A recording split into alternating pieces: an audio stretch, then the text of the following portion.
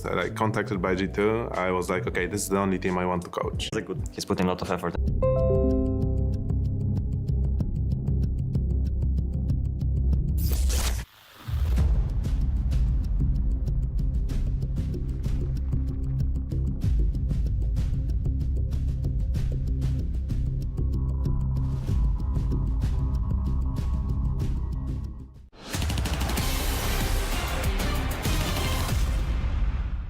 We've got Apex and Mezzi. Boys, last time I interviewed you was 4 groups when you just put on the black and yellow Mezzi. Different times, couple of trophies under your belt. First of all, how does it feel to be in the position you're in now? Must be amazing, right? Yeah, it feels good. I think, at least coming from my position, you never expect to instantly come into a team and win, but when you look back and think of, just look at the players that we have on the team, then of course, obviously these guys expect it. Obviously it wasn't the instant goal to just win, but we knew we were capable of it, and it feels good to win. What was your focus on the start of this season? Were you trying to find some downtime, some vacation, or do you know you had a lot of work to do? Have you been boot camping? Like, what's been the philosophy coming into this season? The good part is that we had a good break, a longer break than we used to have in the Christmas Eve. I'm here for a long time, and it's really important to have those breaks, like not thinking about CS and be on my side. But we started like 2 weeks ago the practice. We tried to grind the game, and the focus has been to maintain our level, because we know when you dominate a year, how tough it is to dominate the next one. And we saw like so many teams just crumble and just stop being as good as before. Burnt out, right? Yeah, I think that's also about the motivation. It's a lot of issues, and also thinking that it's still going to be the same. But you have a big target on your back. Everyone wants to shoot you. Everyone wants to take your place. The good thing is we have some experienced player like me, for example, that needs to remind the young guys that you've been insane for the last year, and I'm just speechless about that. But the young guys, you know, that's why I said before, when they win, for them it's just a habit. It gets a habit, but you need to still work hard, and we even work harder to stay at the top. I would say that with the lineup we have, it's easy to come at the top. It's easy to win one tournament, let's be honest, because we have so much firepower, so much talent in the team. But to stay up there, it requires way more. I know we can make it, but with young people, you just need to remind them most of the time.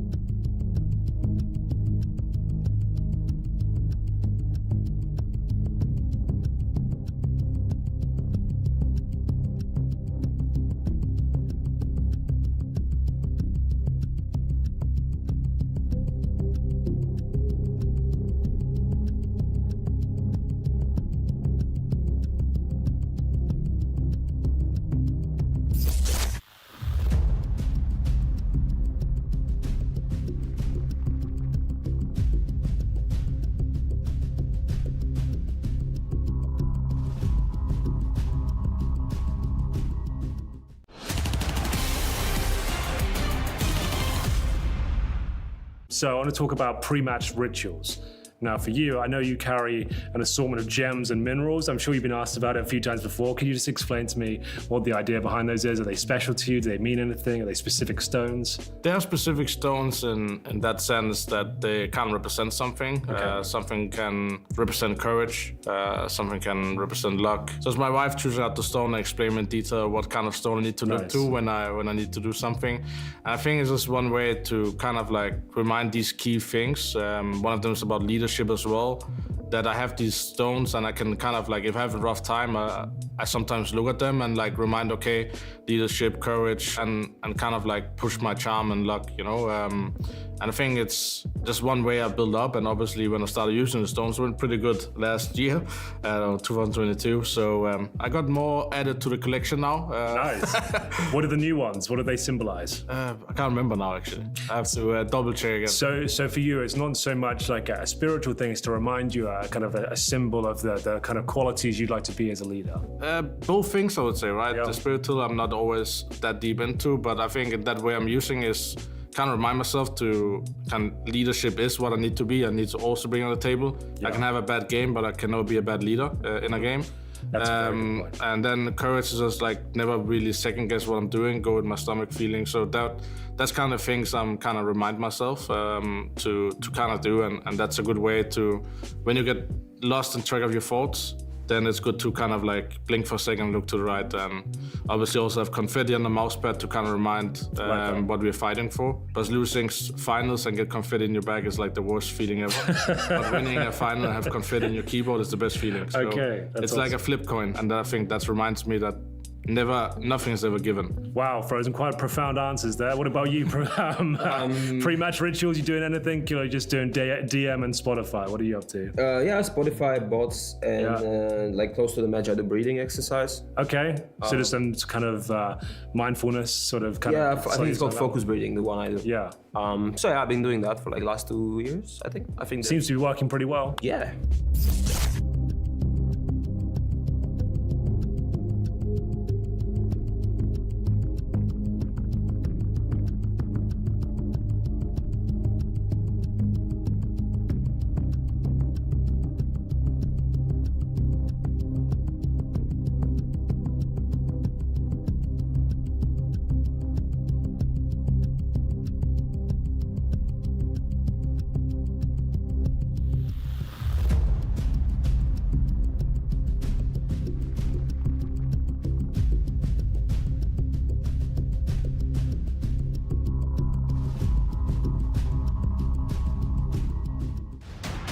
Welcome to the Blast Spring Final.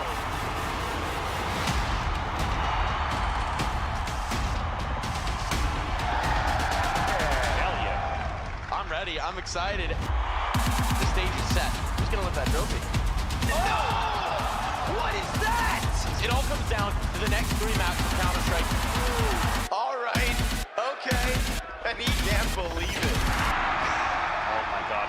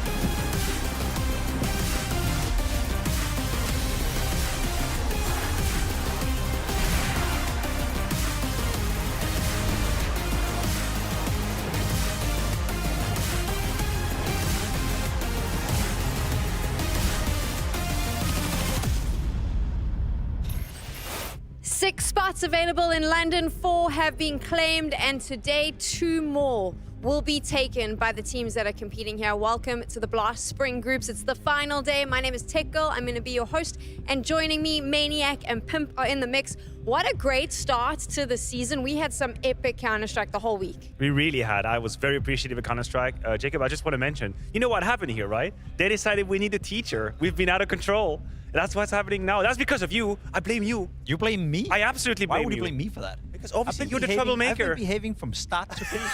Oh, please, Pimp.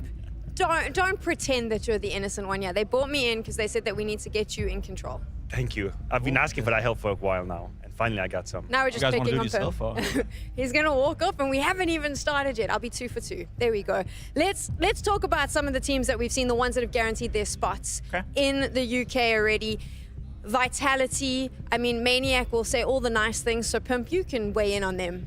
I mean, it's good to see Vitality qualify first and foremost. They are the best team in the world, so it would have been a shame if they had to go through the showdown where you can't be safe, you can't be sure whether you make it or not. So first and foremost, I'm happy they qualified.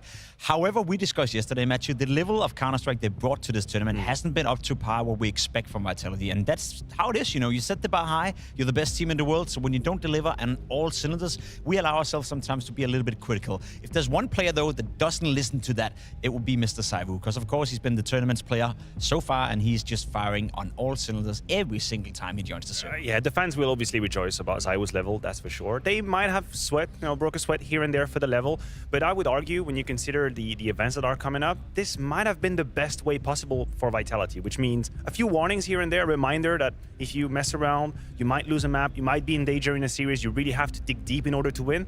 But think about the calendar as well now. They get to spend a few days home. I was talking with Apex at breakfast this morning, say, you know, I'm happy to go home for a few days, and then we can go back to Katowice, and then it's going to be a few breaks before the RMR. Yeah, must be nice. So in terms of performance management, I think it's a pretty good road for Vitality. 100%, and I think that they got a little bit of a break coming into this as well. They did what they needed to do to qualify, and that's actually all that matters for them. Let's talk about NaVi, though, because I am very excited about this roster. I think that it has huge potential as we move into 2024, Pimp. We're starting to see some of that potential.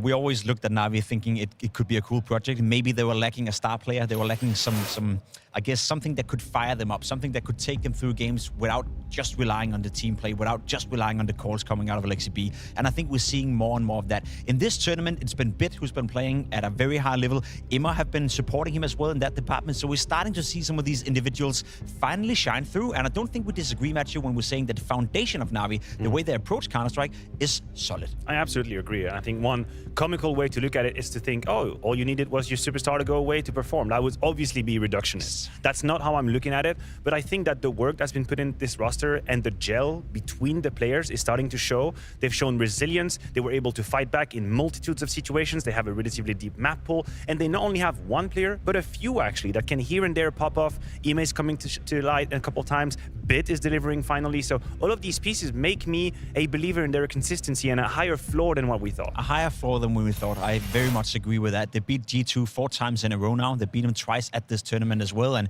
it's not about G2, we're speaking about NaVi, but they also were in a group where G2 underperformed, where they didn't deliver. To me, that's disappointing. I expected G2 to be better. I expected Monis' team to help him out a little bit more. Just wasn't the case this time around.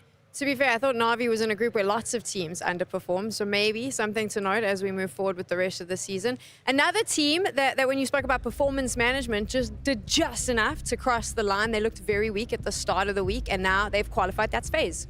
Yeah, and I think in not the same vein as Vitality because their trajectory is different, the context is different, but they had the same little wake-up moment, right? I think the series versus Gamer Legion in the lower bracket was a wake-up moment where you think, oh hell, like I'm actually one map away from being sent to the showdown. And it was great to see some of the individuals coming to life. I personally think that Frozen is a junction of motivation and also work ethic, because when you have a youngsters coming in, he's gonna give you a kick in the butt, tell you, no, let's get to the DM, let's talk about the strategies, let's talk about the maps, and then Lord of Mercy, Rain appears again and delivers good Counter-Strike.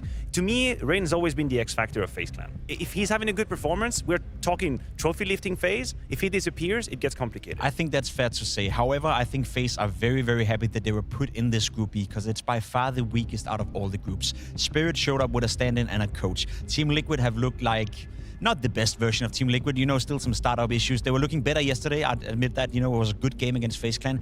And Gamer Legion as well, not to take anything away from them. I think they played some decent CS, but FaZe have lost 3 maps against Gamer Legion at this very tournament. That doesn't give me confidence heading into Katowice. That doesn't give me confidence heading into the RMR. So the level of Counter-Strike we saw from FaZe played in this group stage was not enough for them to do well at Katowice. However, we know them to be slow starters, so it's probably a good lead up into Katowice. We know how they are, and I feel like the series against Liquid is sort of a reminder because you could look at the scoreline, you even watch the game, and there are very much moments where Liquid is about to take it. They're about to win that round. And then it's very FaZe-esque, winning incredible moments, multi-kills from a player that pops off. Twist was trying his hardest, but you know, you cannot stop the FaZe train sometimes. I said this yesterday with FaZe. I was like, you don't have to worry if you're a FaZe fan because they start off slow, but when it comes down to it, they know exactly what they need to do to get the job done. Finally, though, we do have one last team that's guaranteed their spot in London, and it's their first time here at Blast, Virtus Pro. I know how excited they were about being here, the opportunity to potentially go to the UK. And they did it. They took down Big yesterday. different play style. I can't even use the word exciting. It's slow, it's steady, it's methodical, but it gets the job done. Who cares? They're winning, and they're looking good doing so, right? They only lost one map at this tournament to Cloud9. That's not a shame in itself. Apart from that, the team have looked very, very solid. What a wonderful debut it's been for VP. I think it's also a search of time in a sense that we haven't seen them at the top level ever since they were in that final at the major where they won. It's been a little bit shaky. There's been some roster changes that perhaps on paper didn't make sense. They found their groove now. They find their play style. They have the positions locked in. I think VP is a team that everyone right now needs to take note of because I had them in my top 5 as a team that definitely could make the playoff. I like that. You're going high for VP. Listen, people love to hate them, but at the end of the day, they're winning. They're out there, they're qualifying, and even if we meme about their slow play style, when you really actually watch the demos, they have the ability to pick up the pace. Whenever they want to, they use the nades better than other teams to break out smoke walls, to get it in your face, and the trio of Fame, Flit, Jame, I mean, that's one. They don't really have to be shy about a whole lot of other players out there. It's one of the strongest trio there is in the game. The thing about Virtus.pro for me is obviously after the major, they win, they fell off. It almost feels like the transition to CS2 just changed the game. And of course, Norbert, there was that awkward, he's out, he's back in. He's arrived with CS2 as well. It just feels like all the pieces are working as they start the year out. We saw in the ratings right here as well, Mia is the lowest rated player. He had a time where he was unplayable in CSGO as well, where he could run around posting a 1.2, 1.3 rating at a lot of tournaments. So if your worst player, if your worst performer is Mia right now, the foundation, the level of individual output that you can possess on the server is very high. I almost wonder if Mir being finally able to thrive in that playstyle, which we have to say is very different from what he was used to, I almost feel like this could be the last step for VP to actually become a name we put in the conversation for semifinals, to being up there, to contesting against the very best. Because if you'd ask me today, do you think they can beat FaZe, do you think they can beat Vitality? I would probably say no, but we're not that far away. Oh, you say yes already? This VP we've seen now? I think so. I think Vitality, with the way they're playing here, they'll get better for Katowice. I think that's going to be a rough one. But everyone else, I see Vitality as the #1 team right now, but I can't see a reason why I can't put VP in the conversation with FaZe, with Astralis, and with the teams just below. They are in the conversation, though, because they're one of the 4 teams that have qualified to London, and they're in the mix with the Vitalities, with the FaZes. That is where they're up. So now, 2 spots remaining. We've got 2 games today, and the winners of each of those games will be claiming those spots, and 2 teams are dropping down into the showdown. To give you a little bit of a taste of what you can expect, though, we have the Traded Play of the Day. Last night, we saw 3 of them. You've now voted, and we get to relive some of the epic moments from yesterday. Standout ones for you? Yeah, number 3, we go into it as a little bit of an AK action from Spinks. A beautiful clutch coming in with it. He's stuck behind a smoke, and somehow, some way, he finds both the Astralis players, isolate the duels, and wins the round. Beautiful 1v3 for Spinks. Number 2, we have Rain, the player that we have just mentioned in this phase, and that stop, that hold, that ace from Under Heaven. Absolutely meaningful and violent with the A4. This was such a joy to watch. Tom Cruise also made it to the tournament. Device finishing off with a sick AWP sequence against Vitality, enabling them to win the map of Inferno. 1, 2, he gets a 3rd one as well, and he's going to finish off with 1 more kill. Towards Ruins right here, he peeks out, he just almost can't miss. Highway to the danger zone. Convenient that we have Device, because he's one of the players that we get to see. We're going to speak more about him, huh? We are going to speak a lot more about him, but not right now. What we are going to speak about is what you can expect coming up. And of course, it will be Astralis up against, I would say, the surprise, seeing them big. No one really had put them as a team that they would see go all the way. And then, of course, the big one later on, G2 Esports versus Liquid. I'm sure the G2 fans are hoping that Nico does a little bit more today than what he did yesterday. There's some predictions that you need to check out. It's the GG Bet predictions where the talents has all got in the mix. So I'm curious. Let's take a look. Pimp and Maniac, you're going with the exact same picks as the bench warmers. Which makes sense because we are the best at this. The only question was going to be the second matchup. This is how it looks like. Nobody could look me in the eyes right now and tell me big our favorite against Astralis. I wouldn't believe you. I would call you out. But I thought that the GG Liquid would create more of a discussion, more of a debate. It turns out it's only really Connor and Mohan. I think Connor and Mohan bottled it by picking Liquid. I think they absolutely bottled it, so they'll get the consequence of that later. I don't think that either of you have Banks on your team. I've been getting messages. You have it. He is insane. He messages till 2 in the morning with his strategies, whether he wants to play against the house or not. And now seeing that Scorny and Launders have gone with Liquid, there's a chance they can steal points, potentially win, then I am going to be shouted at for the rest of the day because Banks has got a big thing about winning predictions. Sucks to be you, huh? It does suck to be me. It's really sad. And now I have to work with you, Pimp.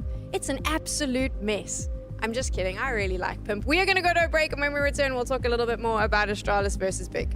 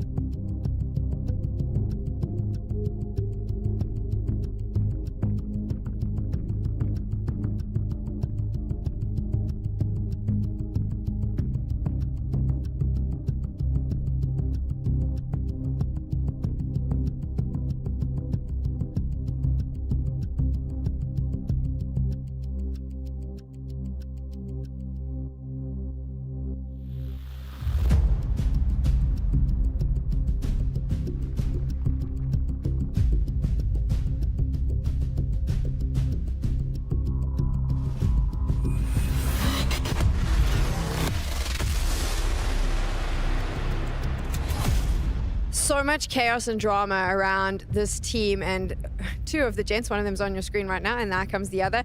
Leading into the start of this year, so many questions, the stabby story existed, but Astralis, I think, here at Blast Groups has shown that this lineup is one to be scared of. It's one that's clearly working, and all of that will very quickly be forgotten if they continue to perform that way. In order to do that, they're going to have to go up against Big and beat them. Big, of course, a team that no one really was expecting to do much. They beat Heroic, they beat Cloud9, and while they lost 2-0 to Virtus Pro last night, they took it really close to the line. A team that hasn't qualified for the RMRs, never mind the major, yet they arrived today and made sure that everyone will remember their performance here at Blast. I think the expectations have never been lower when you look towards the Big clan lineup right now. As you said, they didn't qualify for the RMRs. They're not going to be at the major. The interviews they've been out, the way they speak about themselves, they acknowledge the fact that they're struggling right now. They acknowledge the fact that they can't really figure out what the situation is. So coming into this tournament, I had zero expectations whatsoever. So given that, I think they played okay. I think they've been competitive. They won a couple of games. Obviously, taking down Cloud9 is a great scalp for this team. But again, going up against Astralis with the way they played today, we need to see another level of Big if they want to make this competitive. Oh, definitely. I mean, Astralis is a different kettle of fish for Big.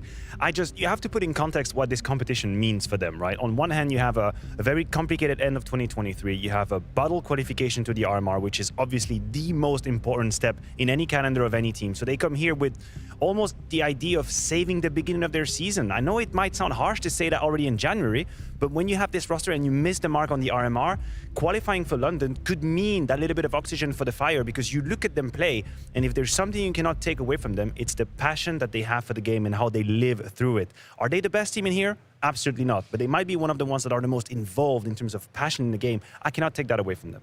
Is passion enough to beat Astralis, though, Maniac? No, listen, if passion was enough to be the best, I think the French would have never lost, right? We are very passionate people. Yeah, man. You got a problem with that one? Passion in Denmark, that's not really a thing, right? You guys do like 1 meter. We're not passionate at all. You're not passionate. We don't like people, man. You're not passionate at all. No, this is where the, I guess the rational has to put the romance to bed a little bit here. When you have Astralis, it's just a different team. But again, I felt the same about Cloud9 before the match for Big, and they made a liar out of me. The lineup, you've seen them now perform. What are you thinking about these players? I think there's some good players in there. I think there's a couple of players who career management have been, done dirty in a way. We had the conversation many times. I think all German people at this point hate me for saying it, but Tapson should never have stayed in Big for as long as he did. I think that's a massive waste of his career. I think he was a beautiful, beautiful and well-playing Counter-Strike player who could have, at a certain point, been in a much better team and could have had more trophies to his cabinet. However, I respect him for sticking to the German Counter-Strike scene, and I guess that's a vision for him. However, now we're seeing another one doing the exact same thing. Crimbo has extended his contract within Big. I also do think Crimbo is a great Counter-Strike player. I think Crimbo could be a great addition to many teams out there, also at a higher level, but he's also decided to stay in Big. And I can't help to feel that he's making the same mistake as Tapson. And it's a complicated topic, really, because you're looking at the numbers he's had here in Copenhagen, and this has been really a shadow of what he's usually capable of. And I do wonder, when he's laying down at night in his bed thinking about the choices he's made, at what point do you start doubting that you've made the right call when you see how complicated it gets for Big? And then it becomes a vicious cycle, because then you play a little bit worse, and then your team is a bit worse, and you start getting into your own head. The Crimbo that I have seen in Copenhagen has been a little bit impatient. He's been shaky with the aim. The decision-making hasn't exactly been the best. I would have never described him like that prior to the event. I had only praises for him, rather. Here, I think he's forcing the occasion a little bit. A little bit of a knock of confidence, maybe, after getting kicked out of the qualification for the RMR? That's obviously rough to live through, but I think the only way Crimbo can succeed is by remaining true to himself and playing the best Counter-Strike he can. Whether or not he made the right decision, whether or not he should have gone to international, the only thing you can influence is the game and the server that you are on right now. That's what he should focus on. That's what we got to be careful with as well, because as much as I want to say that I feel it's a mistake from Crimbo, that's from the outside. Obviously, if he wants the comfort of staying within a German team, staying within the German organization, and that makes him happy, then of course, by all means, that is the correct decision for Crimbo. But I think it's about the potential, right? We're trying to praise him for being a great Counter-Strike player, a player that has potential to be more than a guy who's playing within Big, who's not qualifying for the RMR, who's most likely not going to beat Astralis today, who's most likely going to have a rough season. So on that aspect, it's hard to see, but I totally get it for Mr. Crimbo. Again, without him playing well, as you said, without him being, patient enough on the server and actually delivering, I don't see a world where Big is going to take down Astralis, let alone make it competitive. So a lot relies on Crimbo as well. Bigger conversation as well. Babski brought this up a lot when he was watching Big, was the fact that they've changed now. They're no longer an all-German roster. They've added in Mansu, and that means that they've changed their calling as well. He was concerned about that, but based on the performance of Mansu the entire week, I don't think that there's cause for concern. A little bit, you know, because we were here when that happened the first place around. Mantu came into the lineup. We're discussing it as well, Matthew. Now they want to speak English. Well, that opens up to a lot of different players out there, a lot of talent. And that's the one issue that we're looking towards Big right now. They may not have the German talent in-house in order to replace some of these guys and make the team better, but if you speak English, then there's a lot of players you could bring into your team, yet they haven't done that. Also, what we saw when they first brought in Mantu was Sin calling, then Tabson calling, then Sin calling, and we didn't know what the hell was going on. They were hiding from us. So Bubski may have a point, you know, but he's a little bit behind on the sense that we've already experienced that for half a year, and I don't know what's going on. I don't know. Tabson is calling again, I guess. I do believe Tabson is still very much in control. And listen, I might be a little too harsh, but I think that the train is already gone when it comes to Mantu, at least personally. He had a few games here when he reminded everybody of what he's capable of. I think the Cloud9 game is something that comes to mind. But then you see moments versus VP where, and it's very unfortunate to put it this way, but there are rounds where your AWP is one shot away from making you win. These are shots that either you make it or you don't, and the round is going to be won or he's lost. And I see he missed these shots, right? I need to be able to rely on an AWP, not 100%, we're not machine, but like an 80 to 90%. Some sitters have to be found, and I think he's a bit hit or miss in these moments, and one game with 30 kills is not enough for me to fully buying into it, not in the context that Jacob is describing. How does he handle it when he goes up against Device today? Well, the problem is we always have this sort of looking at it as a sniper versus a sniper. We're not exactly talking about pure duels, because if you asking me this question, I think Device got the upper hand every day of the week. But we're talking about output on the server and ability to deal with what's being thrown at you. And the thing is, I think Astralis' protocols are better. They're more tight, they're more refined, the individuals make better decisions. Big have to have the plan from the get-go that is correct. Otherwise, if individuals have to figure out how to play against Device mid-round, he's about to eat them like a S1mple. I 100% agree under normal circumstances. However, Device haven't played his best Counter-Strike in this tournament. That's a fact of the matter. We saw the stats right here. Mantu is higher rated than Devices right now. Kinda sick. It's not that he's had a bad tournament. We just haven't seen the Device of old, who is by far the statistically best player. And maybe that's what the future relies in there. One of the reasons may be that you now have 4 players from the top 20 of HLTV 2023. So for Device to be the sole star within Astralis, that's no longer the case. You have Blamef, you have Stown, you have Yabi, you have so much firepower within the team. So sometimes I think for the future, at the very least, we may have to accept that Device is not going to put up a 1.3, 1.4 rating every single tournament. 104 is below his level, no doubt about it, but maybe more like a 1-2, 1-1, where Device is part of a system as you described before. In his defense, he tweeted out, I think on day one, where he said, well, I don't really have to perform because the rest of my team is doing such a good job. Yeah, must be nice to be Device. Yeah, it must be nice not to have to put up such high numbers. And it's funny because one of the last team that I remember that had such of a statistical phenomenon was the Astralis that was winning everything. No one in the Astralis that won everything had 1.3 plus rating. They just had a sea of players that were extremely good. And yes, Device was the top of that iceberg. There's nothing to be complained or debated about it. But look, he's got people next to him now. It's an incredible lineup. I think we can get quite excited about Astralis. We'll talk a little bit about their play styles and what we're expecting from them. But first, I actually want to hear from them themselves to find out how they're feeling going into this matchup. One thing I noticed of you, Stare, I think more this event than ever, is that you're very much a stone cold killer. You're clutching, you're pulling off good numbers, and you're doing a lot for the team. You're having a huge amount of impact. But there's not much emotion shown from this as well. Your team show it the whole way around. Is this just your thing? Yeah, I mean, I'm not really like a hype guy. I'm not screaming everywhere when we win rounds, right? I'm more like, I'm just focusing on the game all the time. And then when we win rounds and I'm not into the round, then I'm more like a hype guy. Okay. But when I'm in the moment, I'm like, I have to like calm down after the round, kinda. So that's just how I am. It's a smart way to do it. I want to see from your perspective as well, how good does this Astralis feel for you? I mean, it feels amazing. Like, we said this a lot, but like every player knows how to talk and how to play the game themselves. We also had this on the old team, but I feel like we're a little more quality now. With Stown and Yabi, right? And like the individual skill is just insane. Like Stown is doing the craziest plays I've ever seen. I feel like every game, once a game. So yeah, it just feels amazing. And of course, it's the best lineup I've been at Astralis at least. It definitely seems that way to us as well. I want to look at this game against Vitality though. Did it hurt to lose Mirage in the way you did? Because you kind of had them on the ropes. Yeah, I would say so. Like, of course, we did a nice comeback, but like I think on the CET at Mirage, we really had them where we wanted them, right? But I think in some crucial rounds, I would just pull off some insane rounds and won the rounds for them, which you can't stop. Like, this guy's insane. So I would say he pretty much won the game for them at that point when he won those rounds in Mirage. And if he didn't do that, I think we would have taken it. But that's how it is. Did it hurt you guys going into Nuke though? Was the mentality affected because you didn't really stand a chance on that map? I mean, not really. We reset pretty good. I also think like our Nuke City, we played good, to be honest. Like it was always swing rounds. Like we won one, they won the next round. And on the City rounds we lost. Like we knew where they came, but they just killed us. Like they just won the duels, and if they do that, they'll win the rounds, of course, right? So I think we played good. We just didn't like win our aim duels, and that's a big part of Counter-Strike nowadays, right? So yeah, nothing to do about it. We're going up against Big Clan, who surprisingly managed to beat Cloud9. They've got through. They've been slightly competitive against VP, but do you feel like you're the clear favourites here? I would say we're favourites at least. Like we played pretty good Counter-Strike against Vitality, right? Which is the best team in the world for sure. And we could have beaten them twice if we won that Mirage. So I would say we are the favourites, but I will not like underestimate Big. I know they have some good stuff, and I know Tapson has some good strategy he likes to use. I'm a little scared of their force bias, but I think we'll handle it. What do you think about that gent we just got to hear from? But I don't think he's got to be scared from Big. I do appreciate that they respect his opponents. I just wanted to quickly, bounce back on Stair's lore as a player, because I think it's fascinating. He came into the Danish scene, and then people were talking to him at the next big thing. He's going to be such an incredible superstar. And then when he didn't really deliver exactly on that front, people kind of gave up on him. And I was looking at the situation with Buzz and Borb, and I thought, you know what?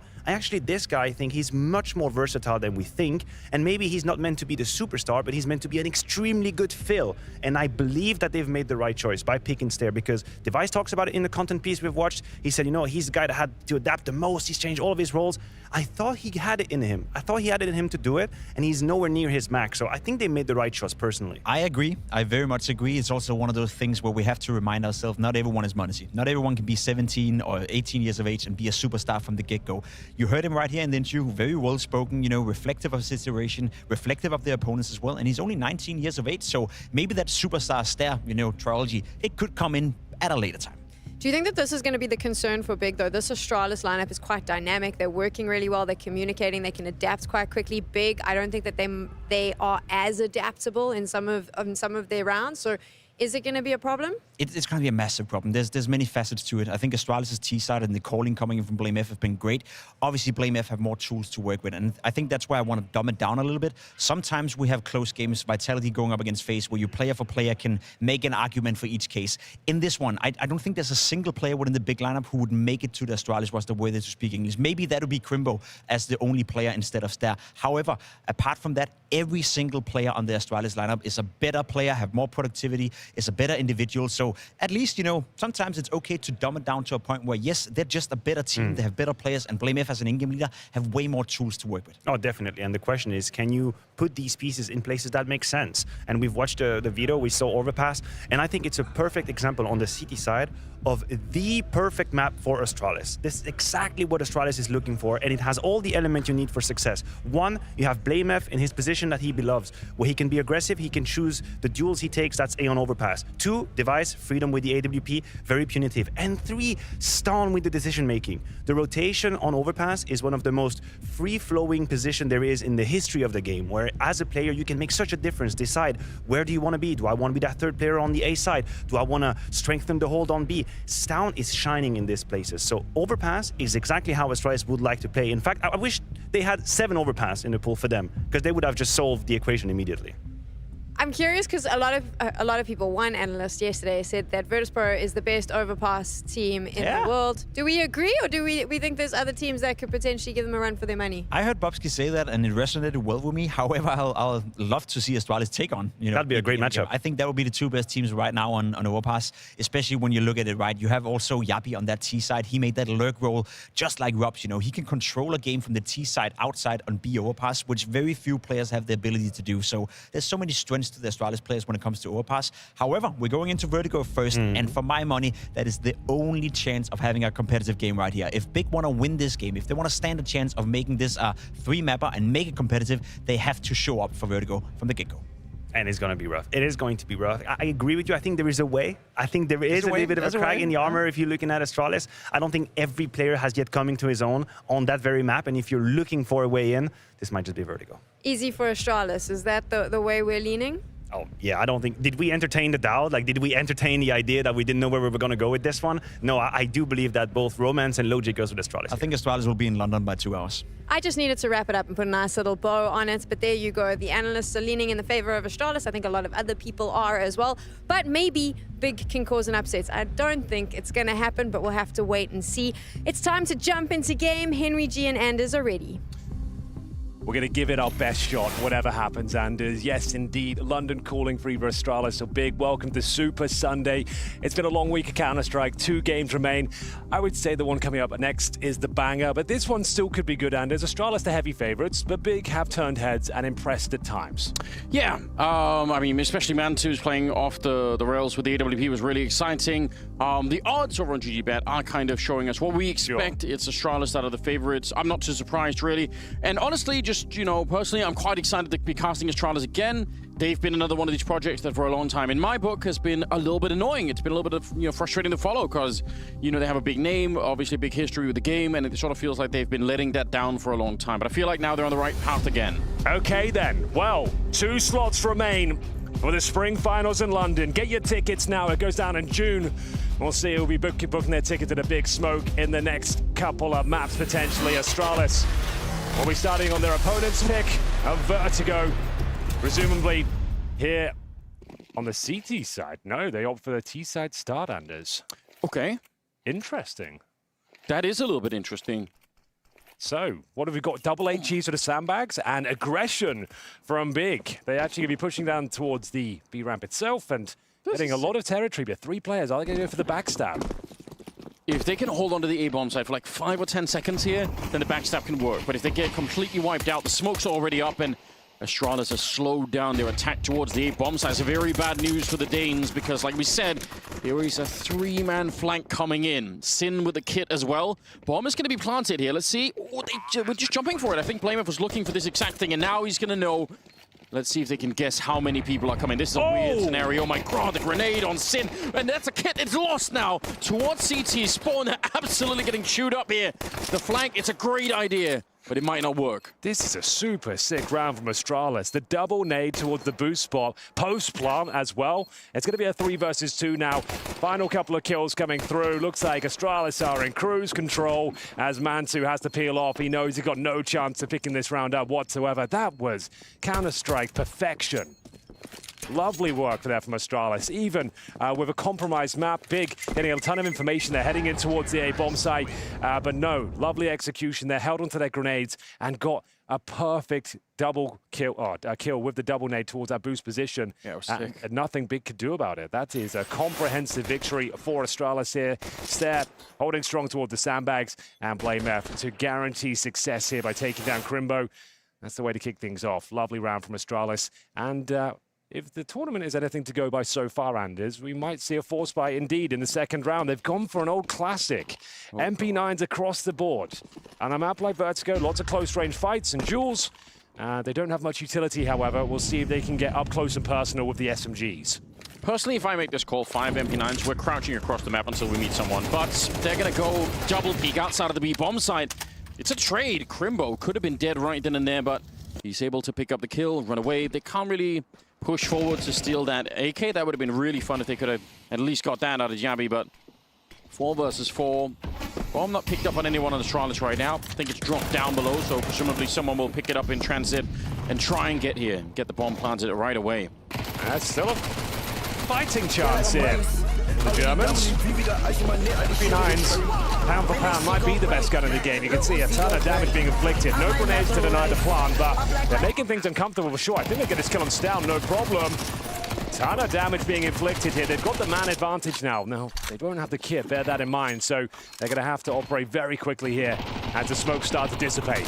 Up against 3 remaining Astralis players. Yeah, hopefully that's something that Astralis remember as well. No defuse kit, or very unlikely. They couldn't know for sure, but just less panic, worry about the bomb, stop just spraying through the smoke at the moment.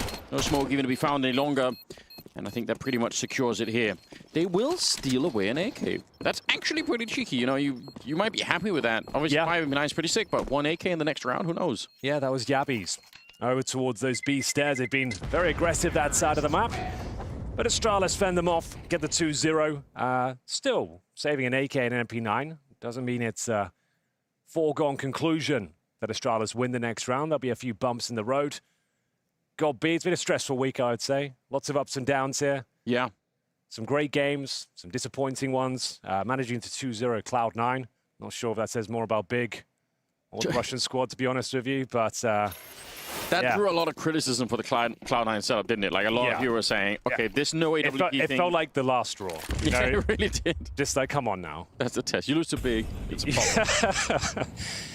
So, no, but speaking of Copy, he was so happy for that that particular game. It was sick to see. Nice flashbang. What a setup. Blame no problem getting that kill. Delivered to him. No problem at all. That was one of the players with the SMG as well. It's up to Mantu to maybe try and salvage it. So far, so good. Astralis certainly the heavy favorites to make it to spring finals happening in June. In my home city, Anders. London, UK. Imagine that. We've had some really great crowds and some really fun tournaments in London. So I'm glad that we get to go back there. I feel like it's about time. Don't get to see nearly enough of it. It's going to be a lot of fun. That's happening in June. If you'd like to come join us for the ride, tickets are available. For now, though, Astralis trying to book their place in said tournament. It's a bit of a B stack here, unfortunately for Big. Might just be holding on to this AK-47 as this is a done deal. That bomb planted, I don't see a world where they bounce back, but it's gun round coming up next. They'll have an AK-47, presumably, if they hold on to it, and the Mantu AWP, which, to be fair, has been very good, right? You've watched a lot of his games. You've been impressed by what Mantu's doing at this tournament. Yeah, and, you know, for him personally, I think he took... Did he take a whole year break? It was close to it at least. Like, he was out for a really long time, and typically when players come back from that, they don't look really good. You sort of feel like, oh, it's I not wasn't that great. super gassed up for his return. I thought it was kind of questionable. I was like, so Big are a German team that are going to stop speaking German for this guy that's been out of the game for a while. I was skeptical, right? But to be fair to him, he has looked superb this tournament. Like, he's really found some very impressive form. He's actually got better numbers than Device going into this series. Take from that what you will. I don't think it says that much. It is, I think, for Astralis, everyone's just playing so well. There's not that many frags available to them. Bear in mind, Astralis kicked things off, beating Vitality 2-0, Anders. Yeah, and then they couldn't quite make it in the rematch, but it was a real fun time. We enjoyed that one. Yeah, it's been quite explosive start for this Astralis lineup. Well, they opted to start on the C side, and so far so good.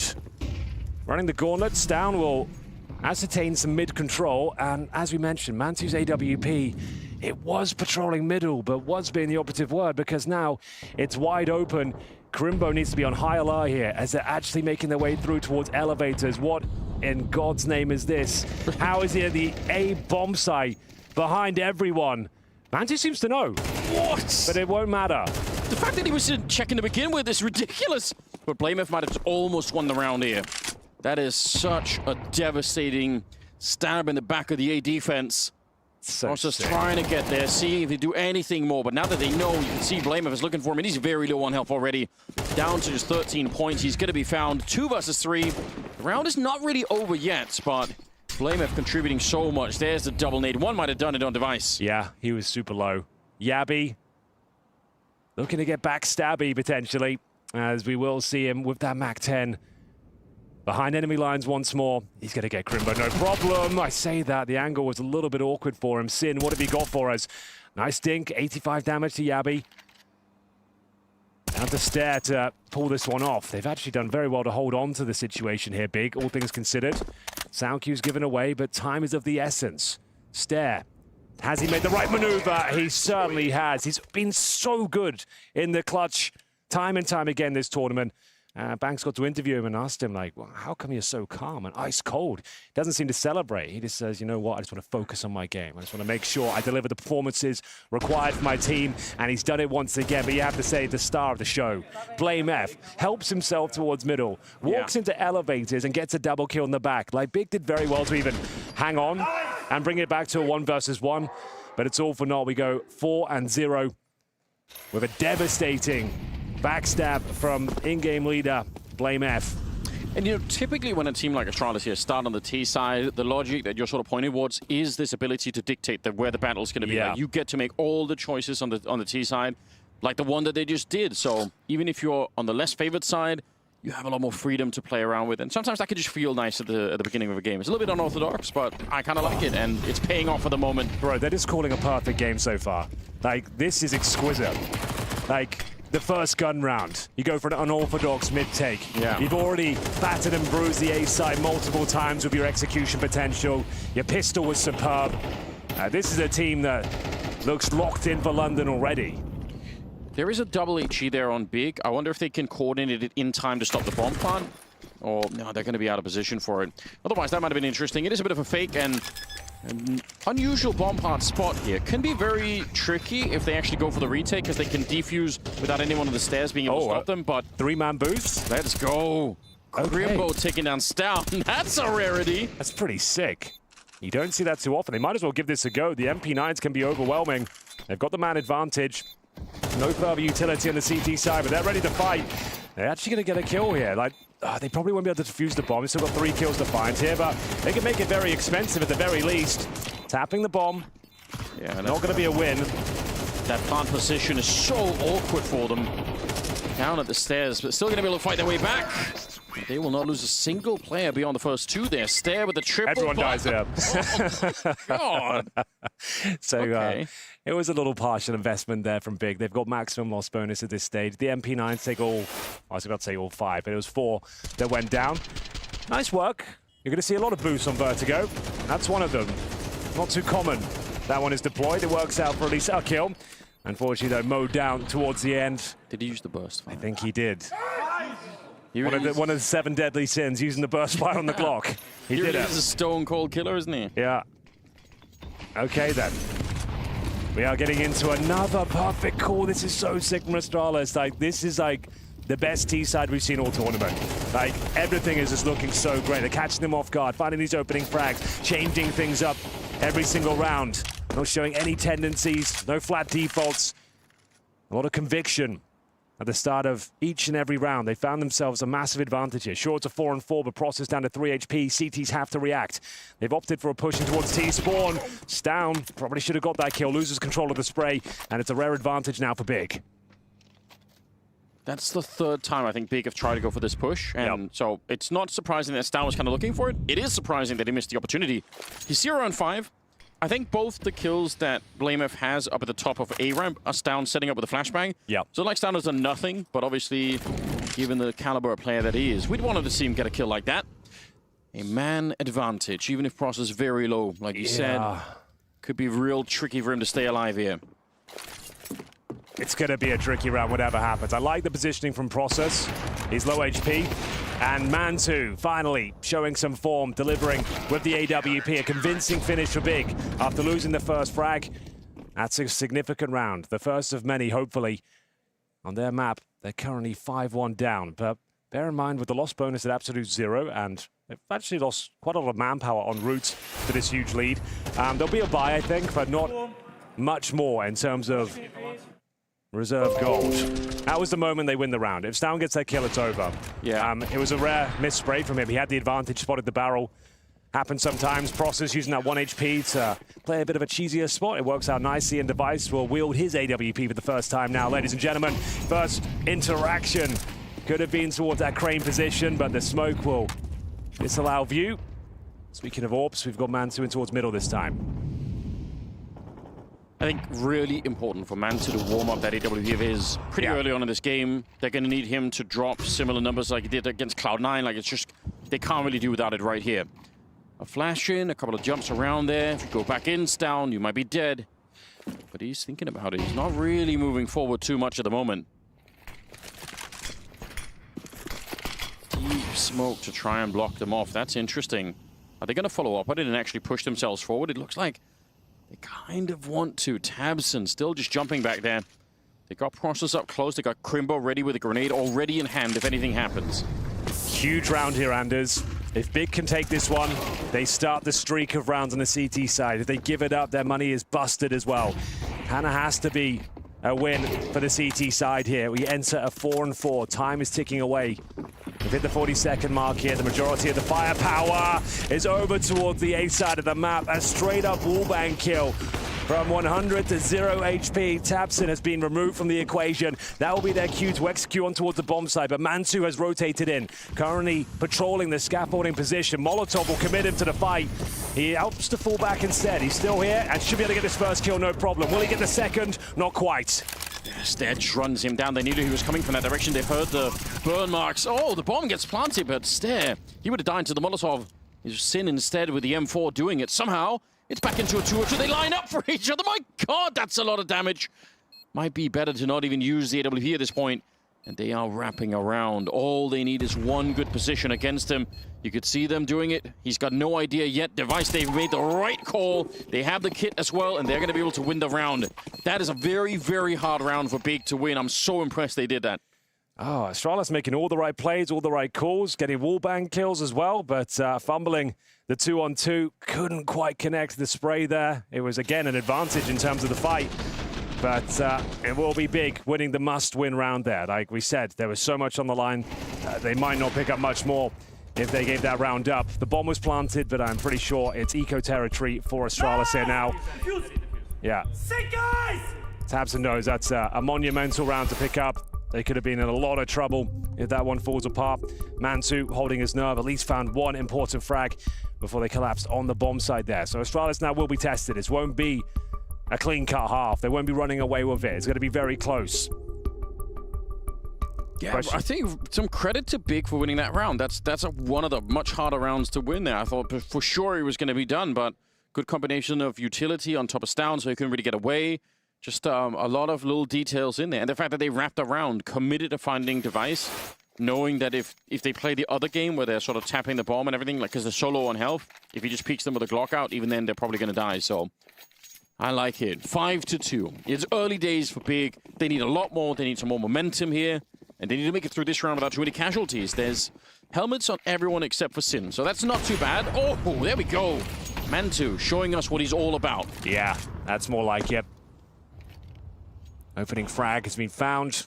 It's big man, Blame F that's removed. And once again, very active towards its B side of the map. More than happy to take these duels, and rightly so, will be Sin to guarantee the round victory, pretty much locking them in. Grimbo holding the connect up, finds Device. And that should be it. It's down and Stare. Not really much they can do with this one, I'm afraid. No Kevlar. Just a flashbang between the two of them. A couple of deagles, but Big have arrived.